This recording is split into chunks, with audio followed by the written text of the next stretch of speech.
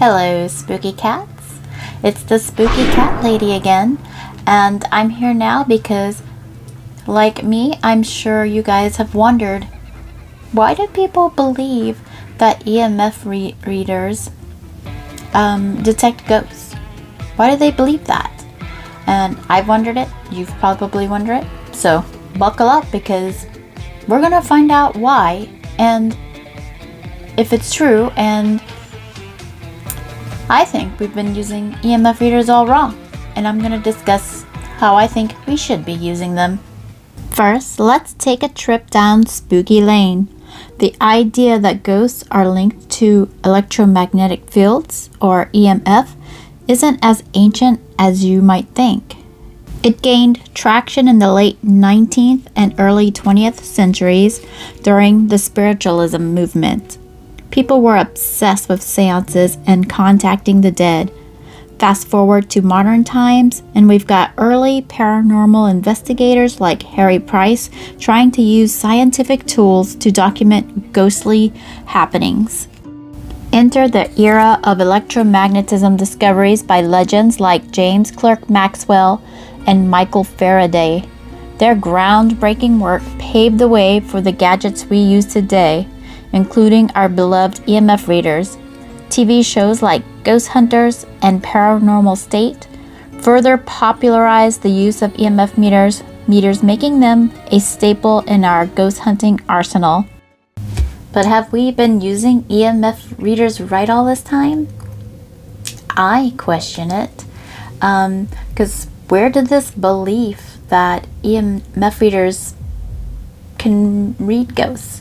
I've looked everywhere to find a source of where it began and couldn't find one. So where did it come from? Before we dive into the nitty-gritty, let's get our science caps on. EMFs are produced by various sources, from electrical wiring to household appliances. Here's a quick rundown of how EMF levels are measured and how they affect humans. Low-level EMF generally is safe and typically emitted by most household devices. Moderate level EMF might cause slight symptoms in sensitive folks. Common sources include power lines and electrical panels. High level EMF can cause more significant symptoms, such as headaches, dizziness, and sleep disturbances. Here's where things get interesting. Some people report symptoms like anxiety, irritability, headaches, and even sleep disturbances when exposed to EMF. This is especially true for those who consider themselves electromagnetically sensitive. Granted, there is no evidence this is a real thing yet. They are testing it, but so far, no real evidence supporting this sensitivity. But here's the kicker. High EMF levels in a house or hotel can cause symptoms that might be mistaken for ghostly activity. Imagine you're in an old, creaky hotel. Let's call it Spooky Inn. And your EMF reader detects a constant EMF signal. You start feeling anxious, get a headache, and have trouble sleeping. Naturally, you might think the place is haunted. Haven't used the K2 yet, so let's see what happens with that. I stayed at a hotel recently, the Washington Hotel in room 208, and as I walked around that room, the EMF was constant.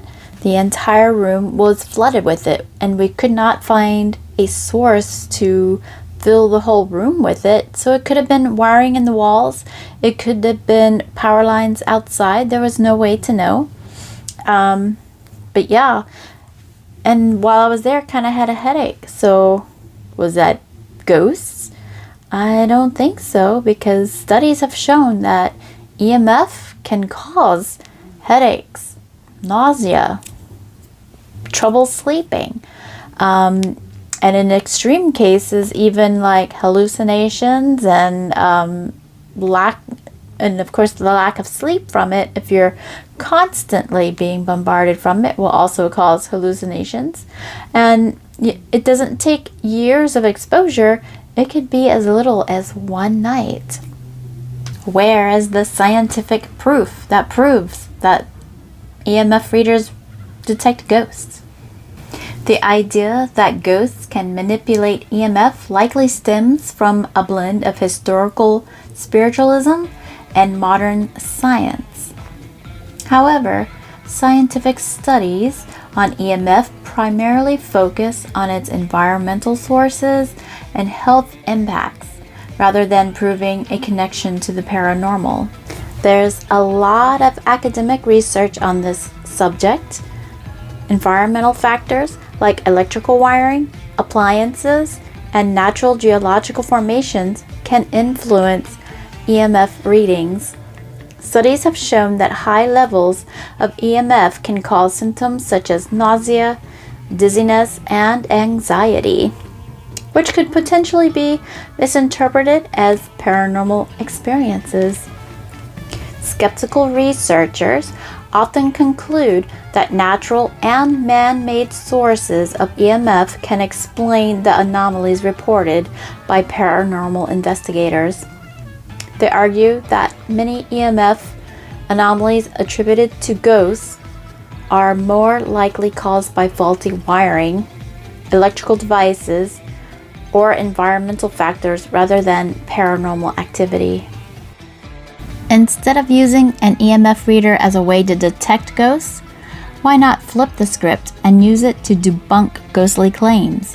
When people report feeling uneasy, experiencing headaches, or even seeing things that go bump in the night, it might not be the supernatural at work, it might be EMF. Often high levels of EMF work from bad wiring or nearby electrical sources are the real culprit.